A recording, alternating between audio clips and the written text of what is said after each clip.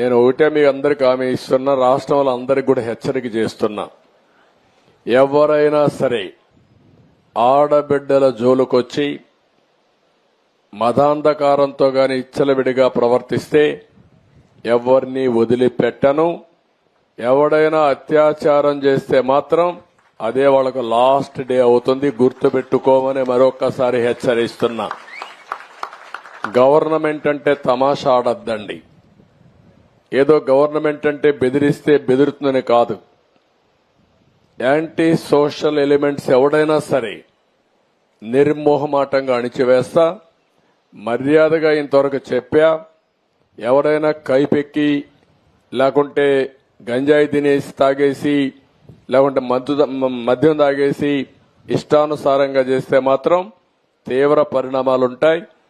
మొన్నటి వరకు నేను ఎందుకంటే స్లోగా బిల్డప్ చేయాలి కాబట్టి బిల్డప్ చేస్తున్నా.